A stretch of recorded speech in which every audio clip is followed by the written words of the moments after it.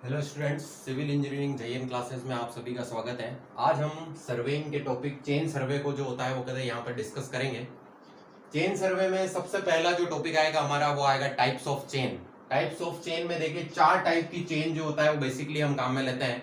सबसे फर्स्ट आती है रेवेन्यू चेन, फिर आती है गंटर चेन, फिर आती है इंजीनियरिंग चेन और फिर आती है मैट्रिक चेन। सबसे पहले हम बात करेंगे रेवेन्यू चेन की। रेवेन्यू चेन की जो लेंथ होती है वो होती है 33 फीट। इसमें टोटल मिला के 16 लिंक्स जो होते हैं वो होते हैं। लिंक्स का मतलब ये होता है कि चेन का जो होता है वो कहते हैं एक दूसरे से इंटरकनेक्ट जो होता है वो होना, तो वो क्या कहलाता है आपका लिंक्स कहलाता है। जैसे अगर चेन जो होती है वो कहती है ऐसे आपसे इंटरकनेक्ट जो होती है वो चल रही है, तो वो क्या कहलाता है आपका लिंक्स जो होगा वो कहलाएगा। तो 33 फीट लंबी जो होगी वो चेन होगी। इसमें आपके पास कितने लिंक होंगे? 16 लिंक जो होंगे वो होंगे। और अगर आपको एक लिंक की लेंथ निकालनी है तो आपको कुछ नहीं करना है, 33 डिवाइड बाय 16 जो होगा वो हम कर देंगे। ठीक है। नेक्स्ट आती है घंटर चेन। घंटर चेन की लेंथ होती है 66 फीट। इसमें 100 लिंक होते हैं। एक लिंक की लेंथ निकालनी है तो इसमें भी 66 बाय 100 कर देंगे। थर्ड चीज आती है इंजीनियरिंग चेन। इंजीनियरिंग चेन की लेंथ है 100 फीट और इसमें लिंक भी जो होते हैं वो 100 ही होते हैं। 100 बाय 100 करेंगे तो 1 हमारे पास आंसर आ जाएगा। मैट्रिक चेन की लेंथ जो होती है वो 2 टाइप की है, मैट्रिक चेन या मीटर चेन। 2 नाम से जो होता है वो कहते हैं इसको जाना जाता है। मैट्रिक चेन जो होती है वो 20 मीटर और 30 मीटर जो होती है वो इसकी लेंथ होती है। 20 मीटर चेन में जो होते हैं वो 100 लिंक होते हैं, जबकि 30 मीटर चेन में जो होते हैं वो 150 लिंक जो होते हैं वो होते हैं। अगर इसमें हमको लिंक निकालना हो तो इसमें हम क्या करेंगे, इसमें जो होगा वो हम जो होता है वो क्या कर देंगे, इसमें भी 20 मीटर 100 बाय 20 कर देंगे या 30 डिवाइड बाय 150 कर देंगे। तो इस तरह से 4 जो होती है टाइप की चेन जो होती है वो हम काम में लेते हैं, रेवेन्यू, घंटर, इंजीनियर और मैट्रिक। ठीक है, ये उतार लीजिए फिर हम आगे आगे चलते हैं।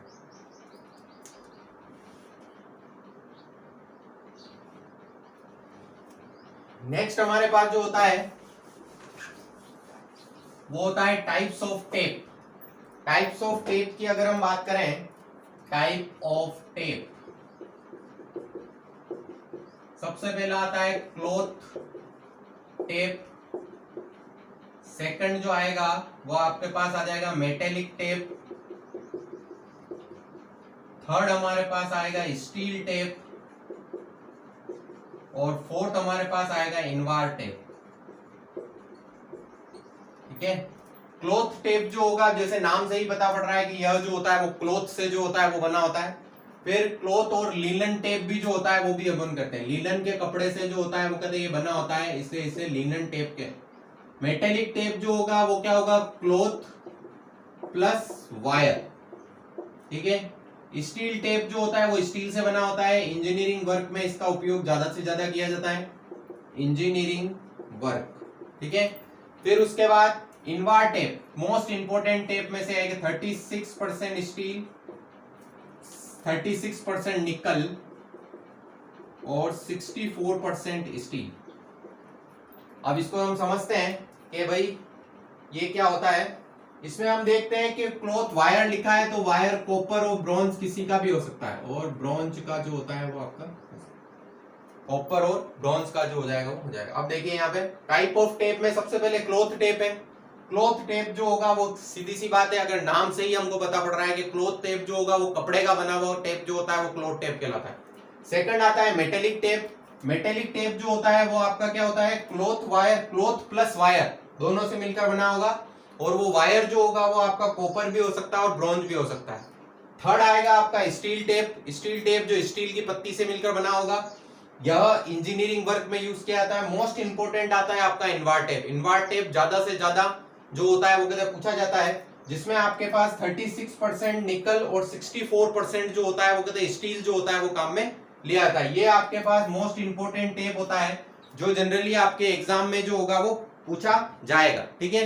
तो ये 4 टाइप के जो होंगे वो क्या होंगे हमारे पास, टेप जो होंगे वो हो जाएंगे। ठीक है। नेक्स्ट ये आप उतार लीजिए एक बार। अब चेन सर्वे में जो होता है वो कहता है कुछ पॉइंट होते हैं जो हमारे पास इंपॉर्टेंट पॉइंट जो होते हैं वो लिए जाते हैं। सबसे पहली जो डेफिनेशन आती है वो आती है मेन स्टेशन। फिर सेकंड डेफिनेशन आती है सब्सिडरी स्टेशन। सब्सिडरी और टाई स्टेशन, सब्सिडरी और टाई स्टेशन, ठीक है। थर्ड डेफिनेशन जो आएगी वो आएगी बेस लाइन, फोर्थ डेफिनेशन आएगी सर्वे लाइन, फिफ्थ डेफिनेशन आती है टाई लाइन, और सिक्स डेफिनेशन जो आती है वो आती है चेक लाइन, ठीक है। अब देखिए इसको समझने की कोशिश करते हैं, एक डायग्राम के थ्रू एक हम इसको समझते हैं। जैसे हमारे पास ये वाला पॉइंट है ए बी सी डी और ई, ठीक है। ये हमें जो होता है वो कहता है सर्वे जो होता है वो करना है, ठीक है। अब इन डेफिनेशन को जो होता है वो क्या था, हम इसके थ्रू जो होता है सबसे पहले मेन स्टेशन की बात करते हैं। आपने जो ये A B C D E जो लिखे हैं ये सभी क्या कहलाएंगे, आपके मेन स्टेशन। क्या कहलाते हैं, आपके मेन स्टेशन। मतलब इसमें अपन ये भी कह सकते हैं कि होल एरिया जो है, या फिर इसको major control point, major control point से जो होता है वो क्या होता है, आपने सभी पूरे एरिया को जो होता है डिवाइड कर दिया है, तो वो क्या कहलाता है, आपका मेन स्टेशन कहलाता है, ठीक है। अब अगर मेन स्टेशन के बीच में अगर आपके ए से बी की लेंथ जो होती है वो काफी ज्यादा है, तो ए से बी की लेंथ अगर काफी ज्यादा है तो चेन जो होगी वो शॉर्ट पड़ेगी। तो हमको बीच में जो होता है वो कहता है कोई दूसरा स्टेशन भी मार्क करना पड़ेगा ए डैश करके, तो ये हमारा क्या कहलाएगा, सब्सिडरी स्टेशन कहलाएगा। क्या कहलाएगा, सब्सिडरी स्टेशन, जो मतलब मेन सर्वे लाइन। ये आपके क्या होती है, इन स्टेशन को मिलाने वाली लाइन जो होती है वो क्या कहलाती है, सर्वे लाइन। तो मेन सर्वे लाइन के बीच में अगर कोई स्टेशन मार्क किया जाता है तो वो क्या कहलाता है, आपका सब्सिडरी स्टेशन जो होगा वो कहलाएगा, ठीक है। फिर उसके बाद बेस लाइन, बेस लाइन सबसे लॉन्गेस्ट लाइन जो होगी वो बेस लाइन कहलाती है। यही सवाल वो पूछेगा कि सर्वे में सबसे लंबी लाइन जो होती है वो क्या कहलाती है, तो वो आपकी बेस लाइन कहलाती है। सर्वे लाइन के बारे में हमने, टाई लाइन, टाई लाइन जो होता है वो कहते हैं इन सब्सिडरी, अगर यहां पर भी जो होता है वो कहते हैं आपके स्टेशन हुए तो इन सब्सिडरी स्टेशन को जो होती है वो कहते हैं मिलाने वाली जो लाइन होती है वो आपकी कौन सी लाइन कहलाती है, टाई लाइन कहलाएगी। और चेक लाइन, चेक लाइन जो होती है वो कहती है एक्यूरेसी चेक करने के जो काम आती है, एक्यूरेसी चेक करने के काम आती है, वो आपकी चेक लाइन है। तो फर्स्ट ऑफ ऑल वापस देखते हैं, मेन स्टेशन मतलब हमारे पास ये इस पूरे एरिया को जो हमने A B C D E करके जो होता है डिवाइड किया है वो आपका मेजर कंट्रोल पॉइंट, वो आपके मेन स्टेशन हो गए। सब्सिडरी स्टेशन, इन मेन स्टेशन के बीच में अगर कोई स्टेशन हमको स्टेब्लिश करना पड़े तो वो क्या कहलाएगा, आपका सब्सिडरी स्टेशन। मेन स्टेशन को मिलाने वाली सारी लाइन जो होगी वो आपके पास कौन सी लाइन कहलाएगी, सर्वे लाइन। और बेस लाइन सबसे लंबी line, base line. Tie line subsidiary station को मिलाने वाली जो लाइन होती है वो आपकी कौन सी लाइन कहलाती है, टाई लाइन कहलाती है। चेक लाइन जो इस पूरे फ्रेमवर्क, इसको अपन क्या बोलेंगे, फ्रेमवर्क, फ्रेमवर्क को चेक करने के जो काम आती है वो क्या कहलाती है, आपकी चेक लाइन कहलाएगी, ठीक है। इतना उतार लीजिए फिर हम आगे चलते हैं।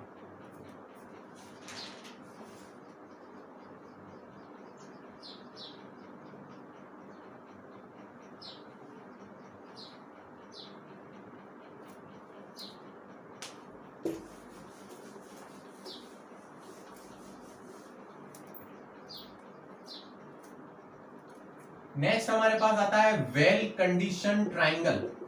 Well condition triangle, angle less than 30 degree और ग्रेटर देन 120 डिग्री, ठीक है। मतलब इसका मतलब जो होता है वो ये, या फिर एक और होता है बेस्ट कंडीशन, उसको भी देख लेते हैं। बेस्ट कंडीशन ट्राइंगल,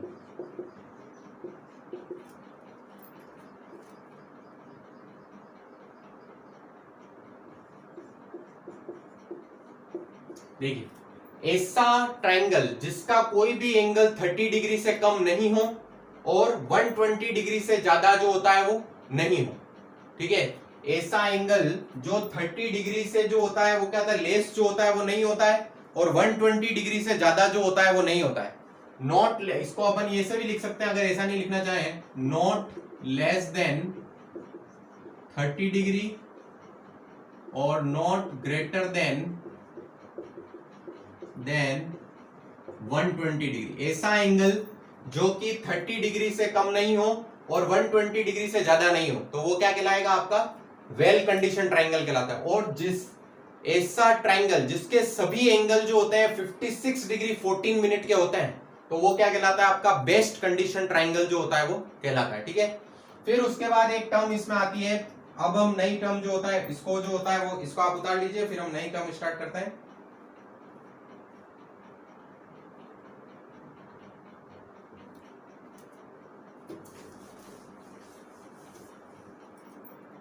नेक्स्ट हम देखते हैं ऑफसेट। ऑफसेट ऑफसेट जो होता है वह जो होता है वो क्या होता है, ऑफसेट हमारे पास जैसे अगर हमारे पास ये कोई लाइन है, ठीक है, ये हमारे पास कोई लाइन है, ये चेन लाइन मान लेते हैं, इसको हम मान लेते हैं चेन मान लेते हैं, ठीक है, ये हमारा ए पॉइंट है और ये हमारा बी पॉइंट है, ठीक है। अब ए से बी के बीच में हमने जैसे चेन जो होती है वो बिछाई है।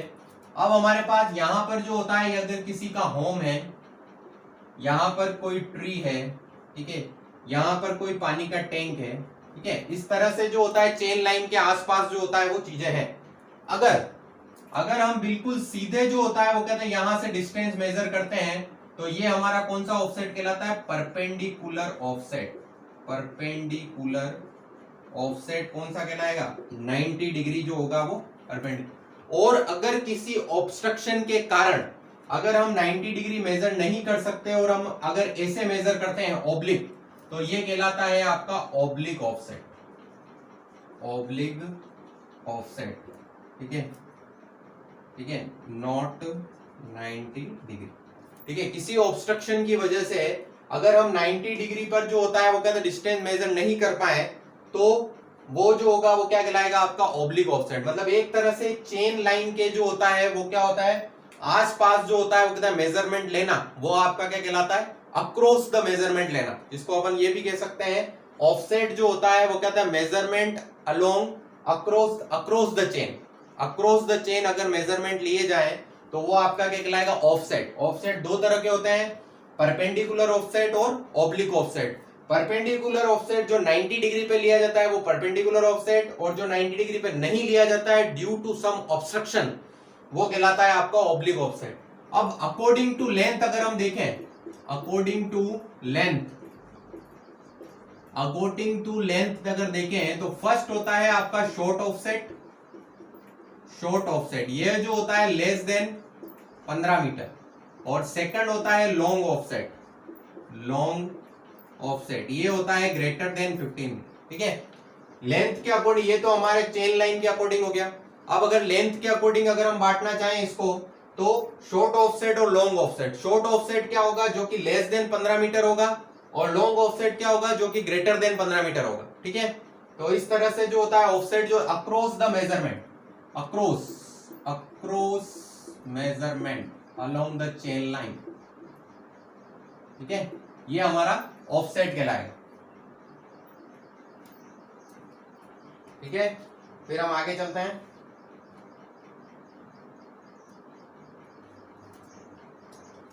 इसको हम जो होता है वो कहते हैं इक्वल टू भी 50 मीटर जो होता है वो कह सकते हैं, ठीक है।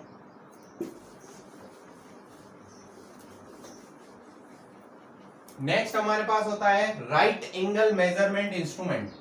राइट एंगल इंस्ट्रूमेंट सबसे पहला जो आता है वो हमारे पास आ जाएगा क्रॉस स्टाफ। क्रॉस स्टाफ दो तरह का होता है, फ्रेंच क्रॉस स्टाफ और ओपन क्रॉस स्टाफ। सेकंड हमारे पास आता है ऑप्टिकल स्क्वायर, ऑप्टिकल स्क्वायर, और थर्ड आता है प्रिज्म स्क्वायर। थर्ड क्या आ जाएगा हमारे पास, प्रिज्म स्क्वायर जो होगा वो आ जाएगा, ठीक है। अब उसके बाद अगर हम देखें तो फ्रेंच क्रॉस स्टाफ जो होता है वो 45 डिग्री और 135 डिग्री मेजर कर सकता है, ये आपका 90 डिग्री एंगल में, और ये दोनों जो होते हैं ये भी आपके राइट एंगल मेजर कर सकते हैं, ठीक है। बट इनका प्रिंसिपल पूछ लेता है वो, ये डबल रिफ्लेक्शन प्रिंसिपल पर एक्ट करते हैं। डबल रिफ्लेक्शन प्रिंसिपल ये इंपॉर्टेंट है। देखिए देखते हैं हमने क्या लिखा है, राइट एंगल इंस्ट्रूमेंट, मतलब राइट एंगल को मेजर करने वाले इंस्ट्रूमेंट जो होते हैं वो कौन कौन से होते हैं। तो तीन इंस्ट्रूमेंट जो होते हैं वो होते हैं राइट एंगल को मेजर करने वाले। एक होता है आपका क्रॉस स्टाफ, एक होता है ऑप्टिकल स्क्वायर, और एक होता है प्रिज्म स्क्वायर, ठीक है। अब क्रॉस स्टाफ को दो भागों में बांट सकते हैं, फ्रेंच क्रॉस स्टाफ और ओपन क्रॉस स्टाफ। यहां पर ये सारे जो इंस्ट्रूमेंट है ये 90 डिग्री तो मेजर करते ही हैं, अब फ्रेंच क्रॉस स्टाफ क्या मेजर करता है? 45 डिग्री और 135 डिग्री मेजर कर सकता है। Open cross staff 90 degree measure कर सकता है। ऑप्टिकल स्क्वायर, प्रिज्म स्क्वायर भी मेजर कर सकते हैं। और ये कौन से प्रिंसिपल पर एक्ट करते हैं? डबल रिफ्लेक्शन प्रिंसिपल पर जो होता है वो एक्ट करते हैं। ठीक है,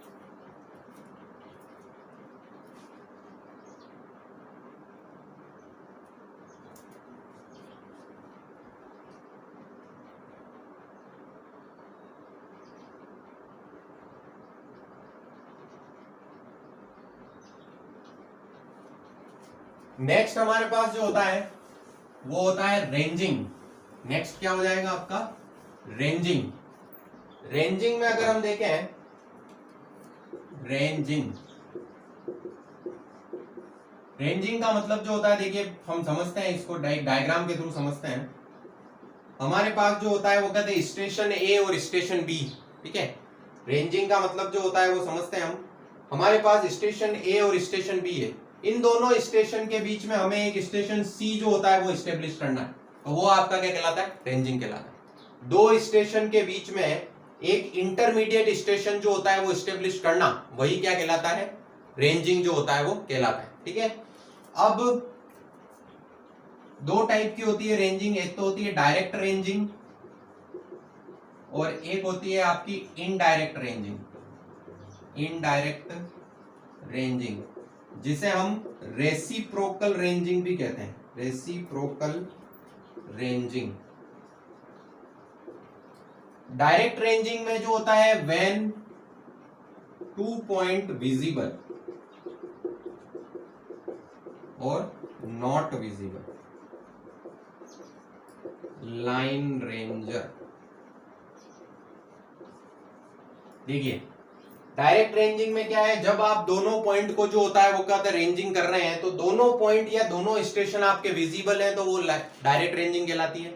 और जब दोनों पॉइंट जो होता है विजिबल नहीं होते हैं तो वो क्या कहलाती है? आपकी इनडायरेक्ट रेंजिंग कहलाती है। ठीक है, अब डायरेक्ट रेंजिंग में जिस इंस्ट्रूमेंट का उपयोग लिया जाता है वो जो होता है वो क्या कहलाता है? आपका लाइन रेंजर। इंपॉर्टेंट है, रेंजिंग में किस इंस्ट्रूमेंट का जो होता है वो कहते हैं उपयोग किया जाता है, तो वह जो होता है वो क्या कहलाता है? लाइन रेंजर जो होता है वो कहलाता है। इसमें मिनिमम रेंजिंग रोड कितनी चाहिए होती है? 3, और इसमें रेंजिंग रोड 4। रेंजिंग रोड क्या होती है? रेंजिंग रोड ऐसी एक रोड होती है जो कि व्हाइट ऑरेंज कलर में जो होती है वो होती है, जो कि रेंजिंग या चेनिंग सर्वे में जो होती है वो कहते हैं काम में ली जाती है। तो आज का हमारा टॉपिक जो है चेन सर्वे जो होता है वो हमने यहाँ पे डिस्कस किया है। ठीक है, इसमें अगर आपको कोई भी दिक्कत हो तो आप कमेंट सेक्शन में कमेंट करके जो होता है वो बता सकते हैं। Thank you.